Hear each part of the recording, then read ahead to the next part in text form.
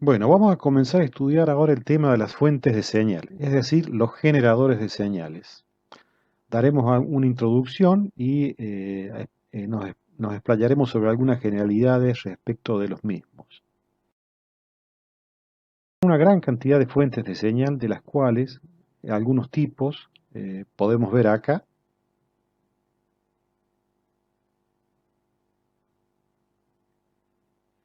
Este, por ejemplo, es un generador de funciones. Esto es un generador de funciones y de onda de tipo arbitrario. Acá tenemos una imagen de un oscilador. Esto es un generador de barrido y marcas. Y este es un generador de pulsos. Distintos tipos de generadores. Estos tipos o distintos tipos de generadores podrían clasificarse. Una forma de hacerlo es teniendo en cuenta la técnica empleada para generar la salida. Desde ese punto de vista podemos hablar de fuentes o generadores de tipo analógicos y fuentes o generadores de tipos digitales. Eh, Reitero, esta clasificación obedece a la técnica que se usa para generar la señal, no al tipo de señal que entrega, ¿sí? Bien, entre las fuentes analógicas, que serían las fuentes clásicas, podemos reconocer los osciladores, que son aquellos tipos de generadores que principalmente están pensados para generar formas de ondas sinusoidales, que se usan principalmente en radiotelefonía. Los generadores de funciones, que son un tipo de generador de usos generales que entregan varias formas de ondas de salida dentro de un rango bastante amplio, pero generalmente en frecuencias más bien bajas, que es el tipo de generador que se usa habitualmente en todo laboratorio o taller de electrónica, generador de usos generales. Por otro lado tenemos los generadores de barrido de frecuencia, que son un tipo de oscilador que tiene la característica que su frecuencia se puede hacer variar dentro de márgenes que se pueden ajustar y que se usan principalmente para realizar ensayos u obtener curvas de respuesta en frecuencia de redes. Y por otro lado tenemos los generadores de pulsos, que son un tipo de generador que genera una forma de onda tipo tren de pulsos, que se usa especialmente en el campo de la técnica ligada con los radares y para mediciones que tienen que ver con una técnica que se denomina técnica de reflectometría. Serían las fuentes analógicas o clásicas. Por otro lado tenemos las fuentes digitales más modernas, entre las cuales podemos encontrarnos con los sintetizadores de señales y los generadores de formas de ondas arbitrarias. Bien, hay un conjunto de características y especificaciones que son comunes a todos los generadores, independientemente de que se trate de generadores analógicos, digitales, osciladores, en fin, cualquier tipo de fuente de señal tienen algunas características que son comunes y que pueden ser estudiadas en conjunto. Una de ellas es la impedancia de salida. Y la otra es el nivel o los niveles de salida. ¿Sí? Bien, respecto a la impedancia de salida, hay valores típicos adoptados por la mayor parte de las fuentes de señal o generadores. Por ejemplo, 600 ohms. 600 ohms es un valor que se adopta principalmente en los osciladores y en ciertos tipos y modelos de generadores de funciones, particularmente los que son un poco más anticuados. Aquí tenemos una imagen de un generador de funciones que tiene una salida. Acá sobre la clavija de salida se nota el rótulo de 600 ohms, la impedancia de salida de 600 ohms. Acá tenemos una imagen de un oscilador, un tipo de generador que se usa principalmente en radiotelefonía, cuya impedancia de salida también, según lo indica el rótulo colocado al lado del conector de salida, es de 600 ohms.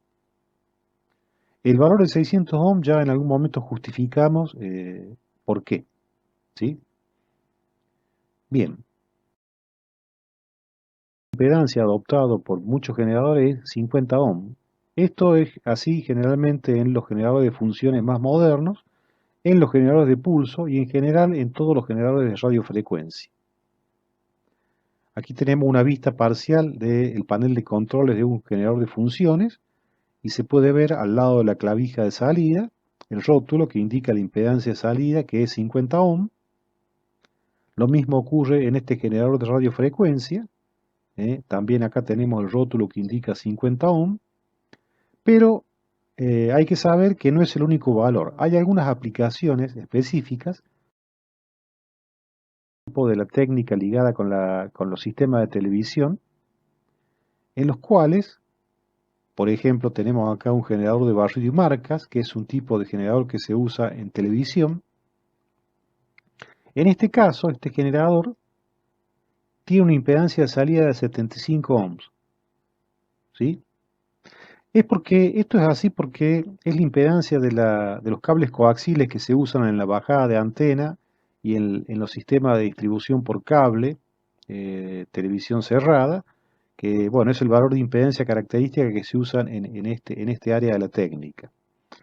También en este área de la técnica es común hallar, como en este caso, 300 ohm como valor de impedancia de salida.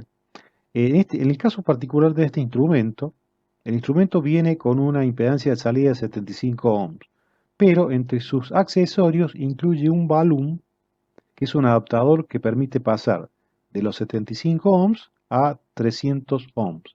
El valor de 300 ohms se justifica porque, por ejemplo, todo lo que sean sistemas de antenas de televisión abierta, por ejemplo, las antenas Yagi o las antenas plegadas que se usan, los dipolos plegados, perdón, que se usan en televisión abierta, tiene ese valor de impedancia. De allí la necesidad de contar con este tipo de elementos.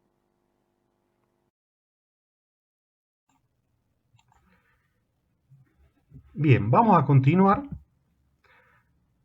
refiriéndonos al tema de la especificación del nivel de salida. Para ello vamos a hacer uso de un circuito equivalente muy simple que se puede aplicar a cualquier tipo de generador. Esto es, una fuente ideal de voltaje en serie con una resistencia que representa justamente la impedancia de salida del generador. Algunos generadores suelen poseer un indicador del nivel de salida, el cual puede ser un instrumento, un indicador analógico o un display, un visor numérico o un display digital. Acá tenemos, por ejemplo, una fotografía de un generador de funciones que tiene justamente un visor digital, el cual está dividido en dos secciones. Esta parte, acá se indica la frecuencia de salida, y esta parte que está acá es el indicador del nivel de salida. La hoja de datos o especificaciones de este instrumento, en la sección correspondiente a la amplitud, nos dice que la amplitud de salida puede variar entre 1 milivolt pico a pico a 20 volt pico a pico, pero la condición es de circuito abierto, o sea, sin carga, no load. Este otro generador no tiene indicador del nivel de salida, pero de la misma forma tiene una hoja de datos en la cual están las especificaciones del nivel de salida, siendo para forma de onda senoidal, lo da en valor eficaz, dice que puede entregar como máximo 10 volt a circuito abierto y 5 volt con carga de 600 ohms. Este generador es un generador cuya impedancia interna es 600 ohms. En el caso de la salida de onda cuadrada, la está dando en forma de valor pico a pico y para la condición de circuito abierto.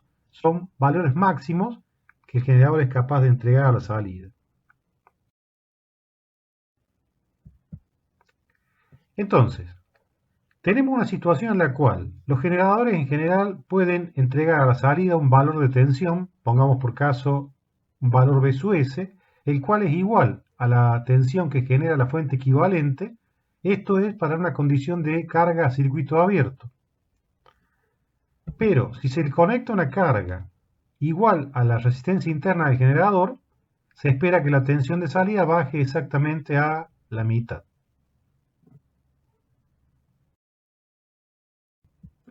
Entonces, una cosa es la tensión que tenemos disponible a la salida de un generador cuando el mismo está a circuito abierto, y otra cosa es cuando está con carga. En particular, si la carga está adaptada, la tensión de salida es la mitad de la que tendríamos a circuito abierto. Si la carga no está adaptada, puede ser otro el valor que justamente dependerá del valor de la carga. ¿Y el instrumento? ¿Qué indica? Esto es importante analizarlo porque muchas veces en algún proceso de medición nos vamos a fiar de lo que indica el instrumento para tomarlo como referencia en una medición. Supongamos que queremos hacer la medida de la ganancia de una red, un amplificador, pongamos por caso, y tomamos una medida de la amplitud de salida del amplificador y tomamos como válida para valor de la amplitud de entrada la que nos indica el instrumento que indica justamente la salida del generador. Pero, ¿qué es lo que indica el instrumento? Bien, eso depende, hay que fijarse en el manual del instrumento, del aparato, del generador. El instrumento indicador, en el caso de que el generador lo posea, puede estar dando el valor eficaz o el valor pico a pico. Es normal que se use valor eficaz en el caso de generadores que entregan señales sinusoidales.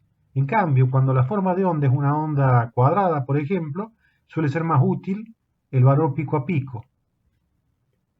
Pero además, puede ser que el instrumento esté calibrado para indicar el valor disponible a circuito abierto o el valor disponible en condición de carga adaptada.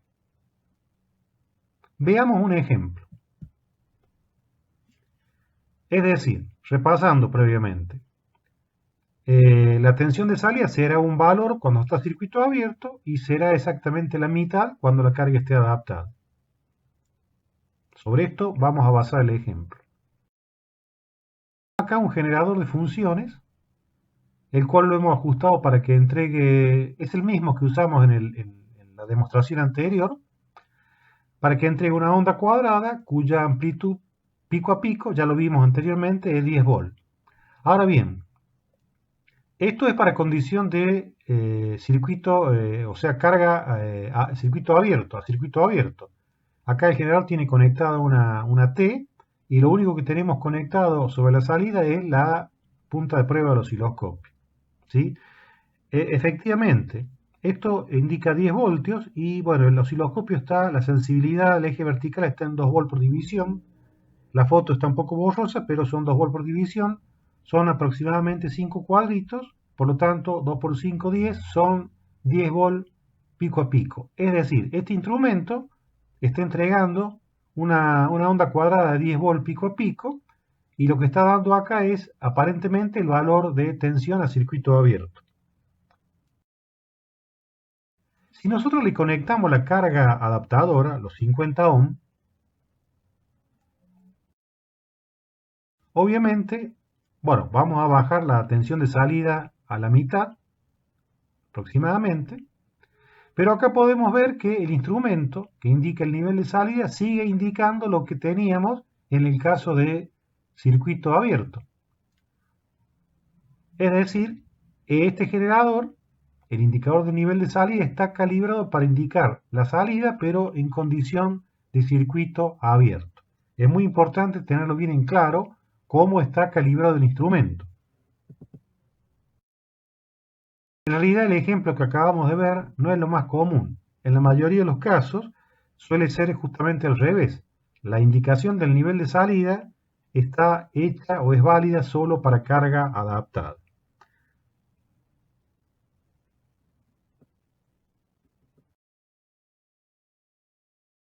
Bien, continuamos.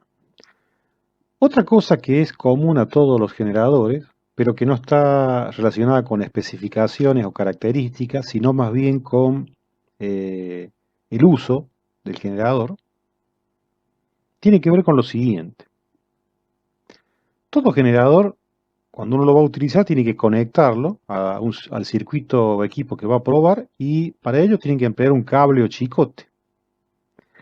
El cable o chicote en realidad es una línea de transmisión. La mala adaptación al final de esa línea puede provocar deformaciones en las señales de salida. Por ejemplo, supongamos que tenemos un generador que está entregando una forma de onda así de tipo un pulso rectangular. Esa señal es generada, viaja por el cable, por el chicote. Al final del chicote, si este no está adaptado, si no está terminado en una impedancia igual a la impedancia interna de la fuente, parte de la señal se va a reflejar. Esto es un concepto que ustedes lo han visto seguramente en el curso de medios de enlace, ¿sí? O sea, la desadaptación produce reflexión de parte de la señal. Esa señal es reflejada de nuevo al punto de partida, superponiéndose con la señal de salida y generando una deformación en la misma.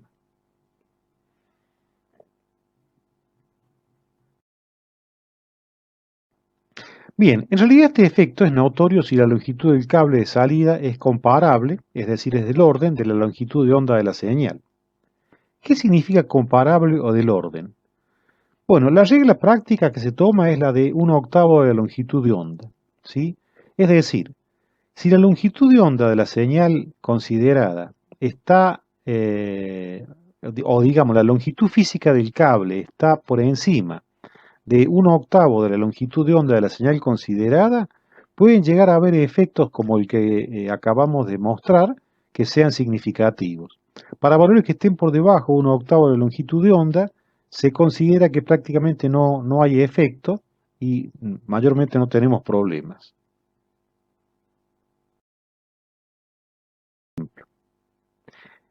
Utilizamos el mismo montaje de recién, tenemos acá un generador, este generador genera una onda cuadrada, la frecuencia es un poquito más de 300 kHz, 311 kHz, la amplitud de salida 10 volt pico pico, y bueno, lo que estamos observando aquí es la forma de onda sobre la clavija de salida, y evidentemente, bueno, ya lo habíamos mostrado, es una onda cuadrada. Conectamos el chicote, el cable, pero lo dejamos desconectado al final, o sea, con el circuito abierto. Lo que pasa se puede ver acá. Aparece acá una pequeña, lo vamos a ampliar un poquito, un pequeño sobrepico producto de la reflexión de la señal al final del cable, que como lo acabamos de decir, está abierto. Entonces, pues, se produce acá este pequeño sobrepico. Damos una carga adaptada al final del chicote, los 50 ohm que adaptan el generador. Lo que obtenemos es justamente la desaparición de la deformación. Eso por un lado. Por otro lado, lo que ya habíamos visto, al adaptar, estamos bajando la amplitud de la salida a la mitad. Pero bueno, es muy importante entonces adaptar correctamente el cable, sobre todo cuando tenemos señales que son de una frecuencia cuya longitud de onda es comparable con la longitud física del cable. Ahora bien, quizá ustedes se pregunten, pero acá tenemos una señal que es de 300 kHz aproximadamente. La longitud de onda para 300 kHz son 1000 metros. Ningún cable, ningún chicote de generador tiene más de 1 metro de largo. Entonces, obviamente, 1 metro es mucho menos que 1/8 de la longitud de onda en este caso. Pero lo que ocurre acá es que esto es una onda cuadrada de 300 kHz, pero 300 kHz es la frecuencia de la armónica fundamental. Hay armónicas de orden superior, ya lo habíamos planteado esto, que las señales rectangulares o cuadradas tienen armónicas de orden superior impares. Digo, entonces, hay armónicas de orden superior para las cuales no se cumple la condición de menor a 1/8 de longitud de onda. Y eso es justamente lo que está generando la deformación que apreciábamos en la diapositiva anterior. Entonces, digamos, el resultado, digamos, la conclusión es que hay que prestar especial atención a la adaptación de impedancias para no tener deformaciones en el caso de señales cuya frecuencia tengan, digamos, sean un valor tal que la longitud de onda sea comparable a la longitud física del cable, del chicote, o también en el caso de señales que tengan flancos abruptos, lo cual indica componentes armónicas de orden superior elevadas.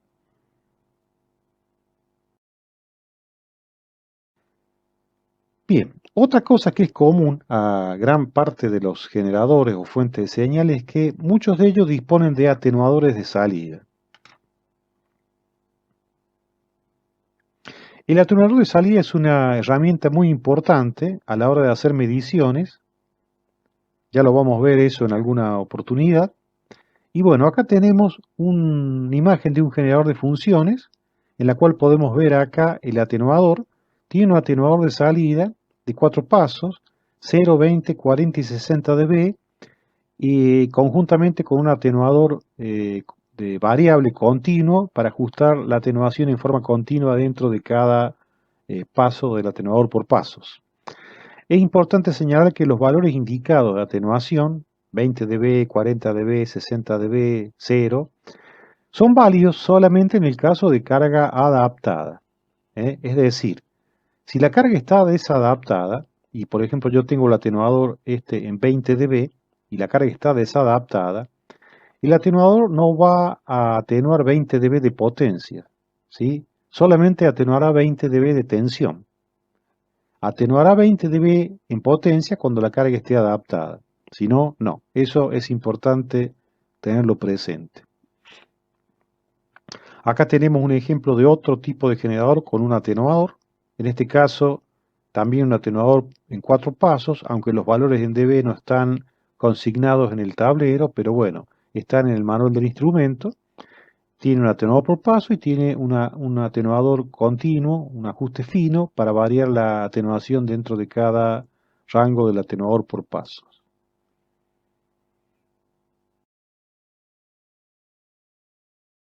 Bien, muchas veces es necesario utilizar algún tipo de red atenuadora externa, ya sea porque el generador que estamos utilizando no tiene atenuador o porque el rango dinámico del mismo no nos alcanza para el tipo de medición que queremos efectuar.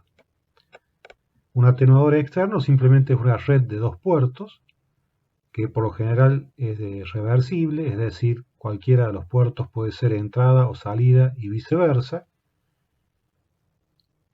al menos desde el punto de vista eléctrico. Y la más común es, la red más común es el atenuador tipo Pi, cuyo esquema podemos ver en la diapositiva. Siendo el cálculo del mismo muy sencillo, y si uno no quiere apelar a la teoría de circuitos, puede efectuar una búsqueda en Internet, existiendo ya tablas de valores que permiten la construcción del mismo si se necesita construir uno. En realidad la principal diferencia que hay entre los distintos tipos de atenuadores es de tipo constructiva y está relacionada con los márgenes de frecuencia dentro de los cuales el atenuador puede utilizarse. No es lo mismo un atenuador para una frecuencia relativamente baja, como podría ser hasta el orden de los 10 MHz, que uno para frecuencias más elevadas, del cual tenemos acá a la vista uno, que puede llegar por ejemplo hasta 6 GHz, inclusive para un cierto nivel de potencia máxima admisible. Aquí tenemos otra vista. Y bueno, estos atenuadores que acabamos de mostrar son atenuadores fijos. Menciono también que existen atenuadores externos ajustables, que mediante un control pueden, digamos, calibrarse dentro de un margen. ¿sí? Bueno, bien, en realidad cuando un atenuador se utiliza hay que tener en cuenta que el nivel de atenuación que el mismo proporciona corresponde a la atenuación expresada en decibeles, dada como la relación logarítmica entre la potencia que habría en una carga hipotéticamente conectada a una fuente respecto de la que habría cuando se inserta entre la fuente y la carga el atenuador considerado. Esta situación requiere indefectiblemente la condición de carga adaptada, es decir, el valor especificado es válido siempre que la carga se encuentre adaptada. Y es lo que se conoce como atenuación por inserción del atenuador.